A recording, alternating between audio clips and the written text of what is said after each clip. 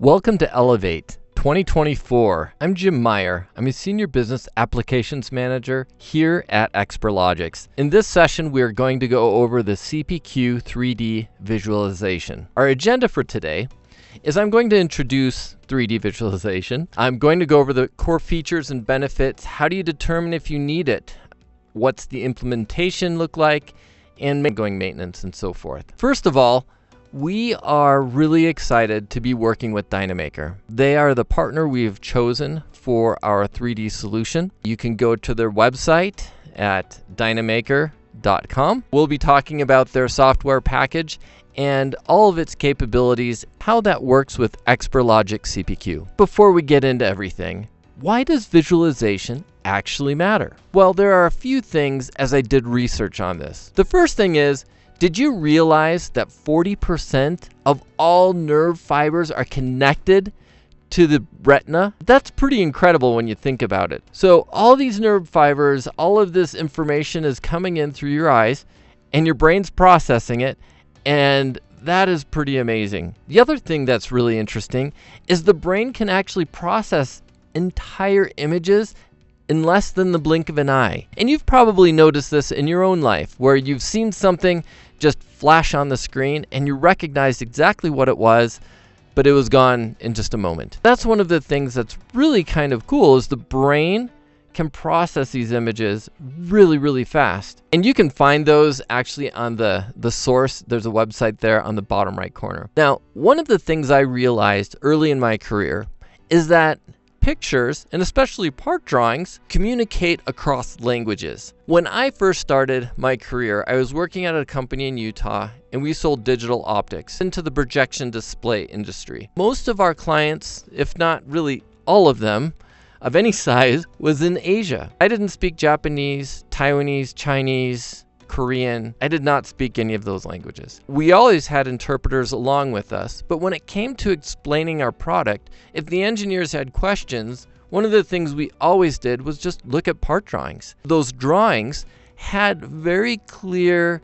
specifications on what it is, on what it wasn't, its tolerances, and all the information. Now that information was in English. I could read it, wasn't in Chinese, Korean, or Japanese. However, they understood enough English to be able to see that and be able to interpret it. These part drawings and images really communicate across languages. And lastly, when you see something change, when you're configuring and you see it change in the image, it builds confidence. You're now kind of getting into the seeing is believing sort of thing. So you are able to create additional interaction. And when we talk about portals and we talk about keeping people on your website, this is one of the ways to do that. So if you have dealers in a portal and you're wanting them to continue to interact with your solution, this is one way to do it. And it also builds that confidence, as I mentioned, whether it's internal sales reps as they're coming up to speed on your products and so forth, but they can actually see it and you can send it to the customer, and we're going to talk all about these very exciting things. Let's talk a little bit about Dynamaker. The first thing is that you can do a lot of things, and the biggest thing is what I've been mentioning is you can see these physical changes.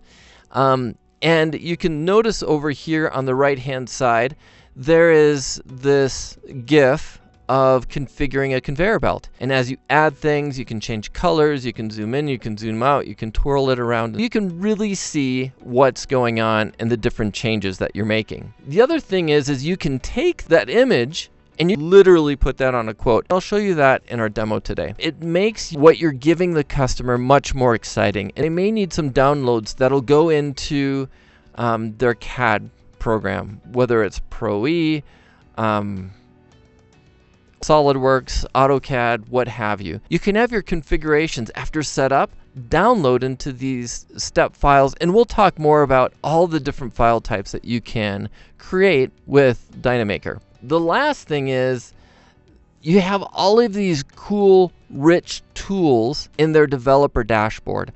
You could have one team building your configurator using the Design Center, and where the visualization is a completely separate package that you can do in parallel. It's a matter of how you want to build it. One of the things that's cool about Dynamaker and working with them is they market this as a fast CAD visualization. There's no third-party CAD software needed. It handles CAD-like visualizations and those sorts of things. So it offers a light CAD, if you will, giving just what they need. The first one we're going to go into is visualization. What do we get when we've actually visualized? You can do 3D models or 2D sketches.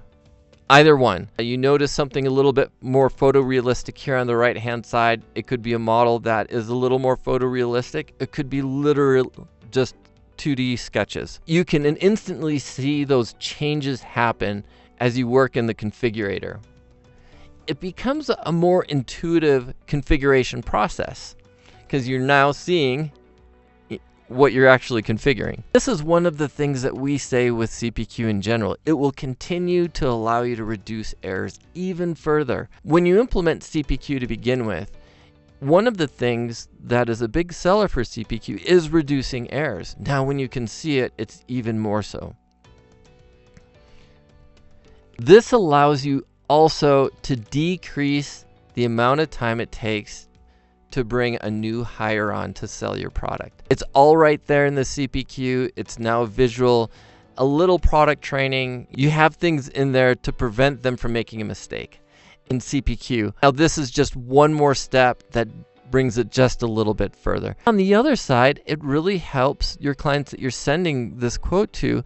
They can be what it is that you've configured for them or they've configured for themselves, and they can validate that exactly what is there is what they want. Really, it helps in the configuration process, but also in the validation process after you sent a quote. Lastly, it just makes self-service easier. Seeing is believing. You go to the site, configure it, and you see exactly what it is that you're buying. Now, here's some of the cool things that you can get out of Dynamaker as it pertains to the different file types. All of these are available to export. Once you configure something, you can decide to do any one of these. What's really great about this is this means you have a quick turnaround in quoting. CPQ gives you really quick already. You've put that process down and refined it, and it's all institutionalized in your CPQ solution. Now you don't have to send it to the engineer to have a part drawing because the only things they can configure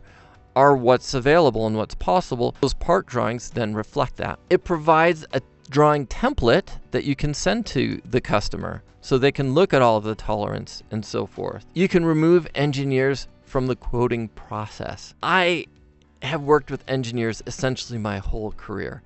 They didn't go into sales on purpose. They like being engineers. They like getting into the nitty-gritty of problems. They really don't want to be part of the quoting process if they can help it. Then change something that's engineered to order to configured to order. I mean, really, you're looking at your distribution of what you're sending out, and many of you have incredibly complex products. And we've heard it time and time again. Can your CPQ handle the complexity? In this case, can Dynamaker, can your visualization tool handle the complexity? And really we've found that absolutely yes, on both accounts. You can decide how much detail that you want into your CAD drawings. You can decide the company template, all of the tolerances. All of those things, you can decide how you want to present what's been configured not only to your team, but then to your clients. Those outlier situations that we run into in quoting where the customer wants something that you hardly even make or you haven't made in a very long time or what have you. Now the engineers are in those problem-solving modes. They are professional problem solvers. They want the meaty things, and now the outlier things become those meaty things. As I kind of alluded to before, we have customers that say, well, everything's an outlier. This is engineered to order. And when you look at the data and you centralize on things, there are different scenarios in different lanes and paths that a lot of the quotes generally go down. So we really look for the 60 to 80% of what you're quoting, the 20%, 10%, maybe even 5%, those outliers. They're always going to be outliers. You can't possibly catch everything, and if you can, that's awesome. But if more often than not, there are always those outlier situations that happen quite infrequently. They're not the rule. As soon as they become the rule, that's when you have to change your standards and change the rules, if you will. So you can get a lot of these files out. So whether it be a part drawing in a PDF, you can get a DXF file or a standard step file, any of these that I'm showing here on the screen. After you configure, this is what's available.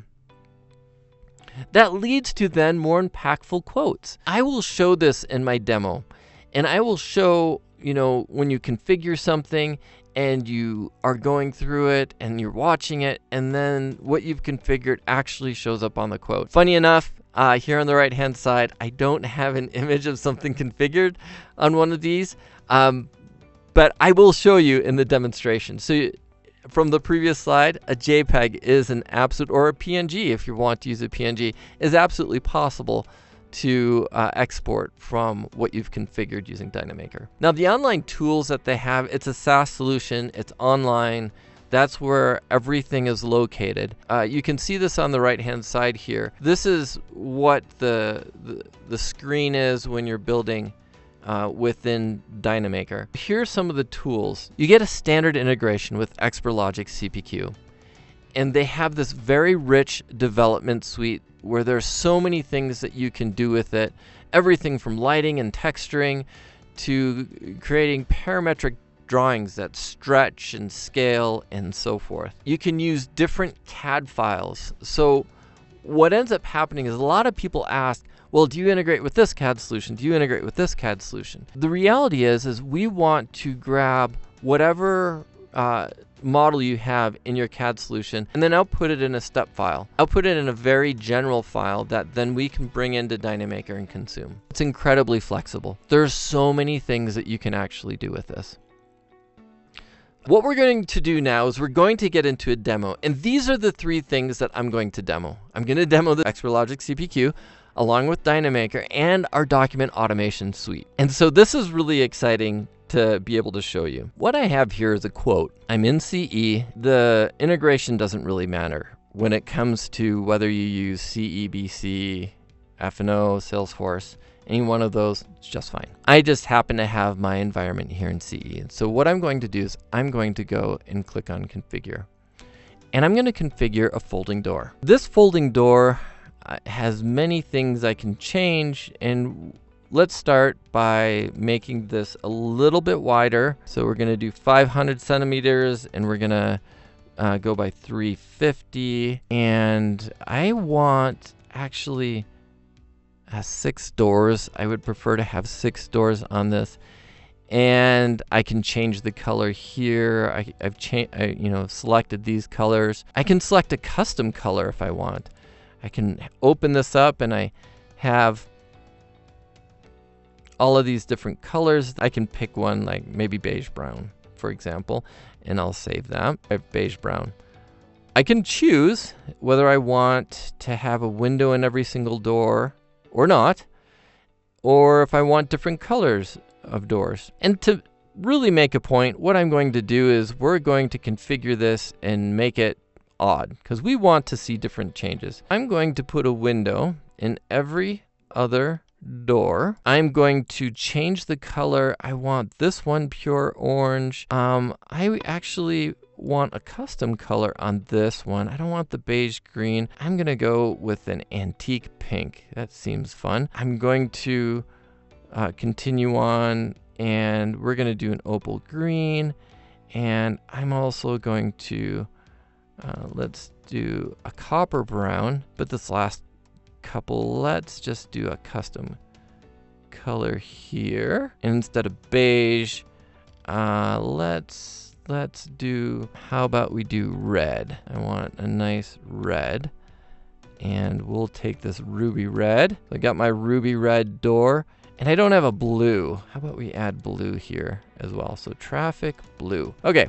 So I have mine, and let's do a bigger difference. Instead of a copper brown, how about we do a custom color and go yellow? Let's get something nice and bright and yellow. All right, let's do the sulfur yellow here. These are all colors. rel colors, if you will, in their descriptions. And so now I have quite a hideous door, if you will. I would not have this in my house, but for this demonstration, we have this door. I'm going to show a couple of features right here. I can take this and I can rotate it around. And one of the fun things you'll notice is you see how the glass is actually transparent. You can see it through the glass. I can open and close this. What does it look like? Open and close. I can rehome it.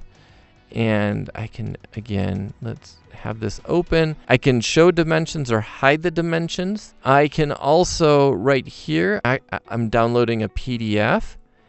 And actually, this one's a PNG. That's my wall. So let's take a look at that. There's my PNG file. I want a part drawing.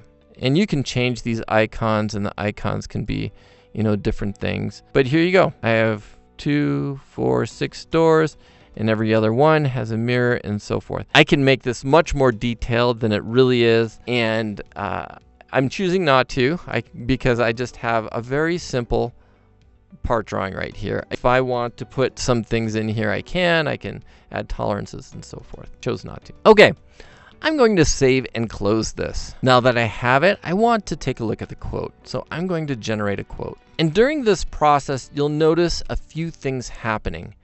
As we open here, it's triggering the flow. I already got the template. I'm retrieving 2 things from Dynamaker. I'm retrieving both the image, and secondly, I'm retrieving the part drawing because I want the image on the quote and I want a part drawing at the end of the quote. Dynamaker has a REST API where I send a JSON payload to that, and it gets and gathers and gives me what it is that I need. I have my document, so let's open my document. As I scroll down, you'll notice right here I have what I termed a hideous door. And you notice it's right there. It has the dimensions. Those are default. Even though I turned them off in the configurator, I wanted to show them on the part drawing. So that's why they're showing. There's a little bit of shadowing. You can see the handle and so forth. So there's some lighting that you can work on. You can make these really shiny if you want. So there are a lot of different things that you can do. But here's as I mentioned, my hideous door. If I go further down, I have the part drawing here that is at the end. I have my quote. In my quote here, I can do some discounting, and this is grabbing everything from CRM or CE. And then I have my part drawing that I'm adding here. Now, this is not a document automation presentation, but just to let you know, I could have just sent this off in an email, and I could have put a step file or a BIM file or a DXF file or whatever file, CAD file associated with it, so that they could actually have this door. They could fit it into the architecture that they're building. There's a lot of different things. We could have created a flow for an approval so that maybe you want somebody in engineering to just take a look at it before it goes out. And so you could, with document automation, just send them that email. They could review this part drawing. They could review the configuration. They could make some changes. And if they're good with it, you can have it automatically go right to the client after that. There are a lot of things you can do with document automation, and as you add the imaging in, it just makes for a much more relevant quote that they can look at, and they can't touch and feel, but now they can imagine a little bit more what you're providing them. I'm going to close this, and that's the demonstration part of this. I wrote everything back. Here I got my pricing. Now, how do I evaluate if I actually need it? So there are a few questions to ask yourself. So the first one is engineering part of the process? Are they making part drawings? Are they putting together CAD images? Are they building files? Does the buyer require these things? So the first thing is engineering part of the process where they need these? Do you need greater clarity to close more deals? Are you in a very highly competitive market and you want to be a little different from your competitors and show something more than what they can do in a shorter amount of time? Are there CAD files required? As I mentioned previously when talking about engineers, if they're part of the process, are they required? If they are, then this is a really good match for you. And last but not least, are you still having issues with accuracy? It really may not have anything to do with the configuration. All the constraints are there and everything is there, but when you send it out and the customer validates it, they're like, this isn't what I was talking about. I needed, the door on the right hand rather than the left hand. And if you saw a drawing of it, you would know that the door's on the right or the left, or whatever the situation may be. Just a visual representation of the configuration will help out in that process. Now, let's talk about briefly what's easy, what's moderately hard, and what's really difficult. And as I go through these, you're going to notice a few of how these were represented within the demo. First, the easy is simplified CAD. It's not necessarily photorealistic. You can do a lot of photorealism, but what's easy is just a CAD type visualization. Is the file just a 3D static file? Is it a parametric where you're swapping out parts? That's pretty easy. Are there different assemblies that go together? You know, I had a door frame. I didn't show hinges, for example, but maybe you need to show hinges or different door handles and things like that. So of those minute assemblies, what have you. Do you need dimensions? The diagrams, 2D, you notice that there was a 2D drawing that was on the part drawing. You can just show 2D instead of 3D as you're configuring something as well. So we showed that.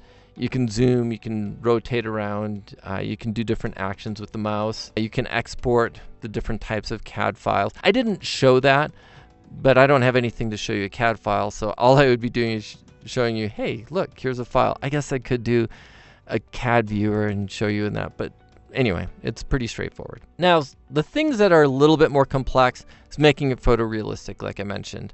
Drag and drop.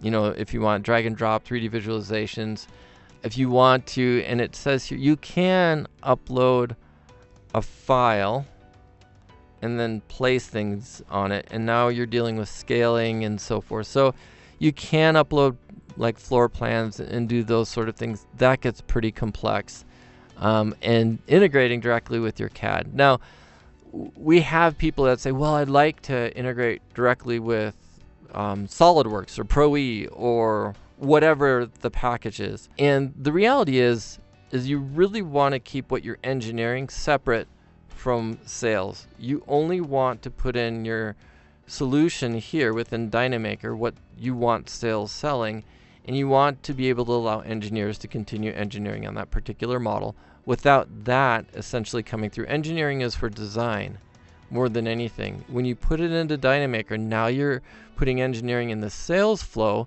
and you're being incredibly intentional and very specific. You really want to make sure that you have that transition and that really that split between engineering and what you're selling and so forth. That makes it really handy, and though it sounds like it makes it easier, there are way more considerations that you have to take into account. Our suggestion is stay away from directly integrating from your CAD solution into Dynamaker. Now, here are some of the harder things. Is it possible? Yes. Is it difficult? Yes. So when you start getting into VR and AR, that's generally another third-party package that you're going to use for AR or VR. And so can you plop in what you're configuring into a room or what have you? Sure you can. But that's, again, a different package that you want to do. And when we get into this real photorealistic, I want this to look like an actual car. I want this to have the texture. I want to see the, the fibers in the rug or what have you. Now it becomes a real difficult thing. The reality is you probably don't need that in the sales cycle. If you need something like that, that's kind of difficult to do, and you have to keep something in mind. You're always balancing computing power. This is a web app, and so if you have these huge images coming in and you have to load them, it takes time to load them. You want to trade off how photorealistic versus what is it they really need. Even when you go to like Nike.com or Vans and you do your own shoes, for example, they're pretty quick and snappy, but often they could be just doing photo layovers. They could, there are things that they do to make that much faster. So you want to be just careful when you want how photorealistic do you really need it. And then if you want your users to be able to upload a CAD file, for example,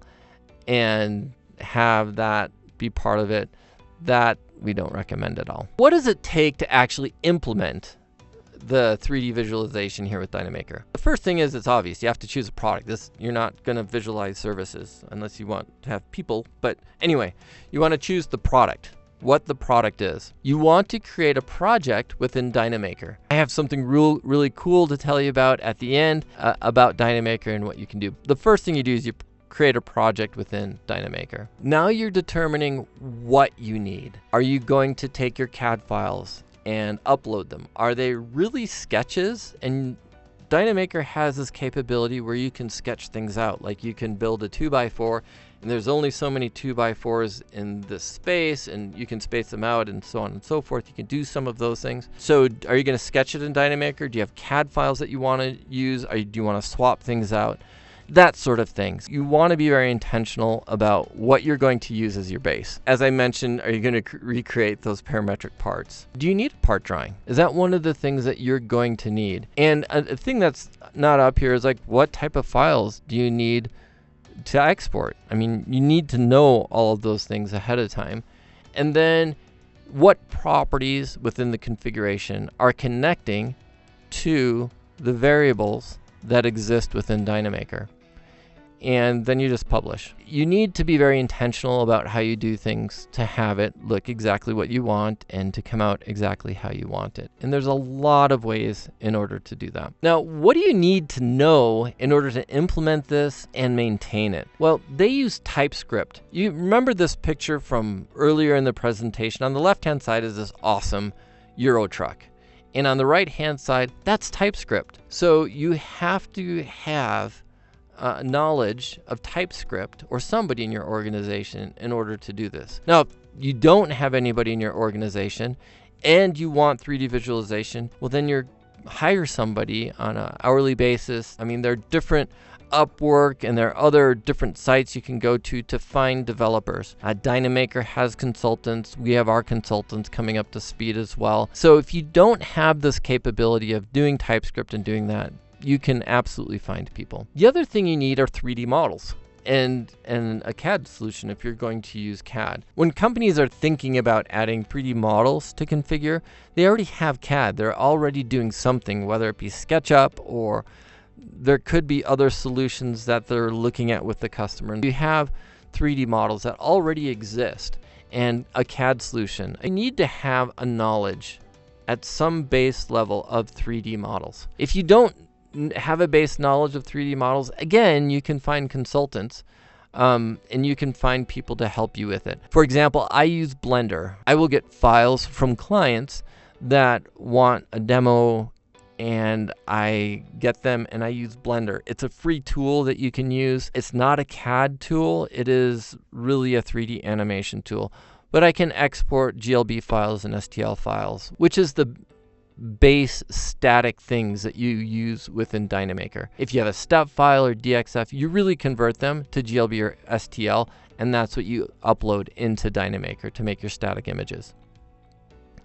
Okay, very exciting. If you are curious and you want to test this out, you can. Dynamaker actually has a free development environment that you can go into, and you can start playing with it, you can start using it, and you go to this link right here, and when you go there, you just put together your organization, your name, email address, password, and so forth. You have all of the functionality that I would be using or anybody that is paid for it is using. What you can't do is you can't publish the app onto your site and be able to use it. But you can visualize, you can start working in it, you can start doing those things. So this is where you sign up. You can just sign up right here on Dynamaker. I'm going to put the slide back up so that you can see that. If you have any questions about anything that I've talked about, or you're interested in 3D, please feel free to reach out to us. You can reach out to your sales director with whom you're working with. You can reach out to Casey's team, the customer success team, and ask questions. And they'll get them to me and I will respond right back to you. I really appreciate the opportunity I had to present this to you, and thank you so much for listening. Have a fantastic day.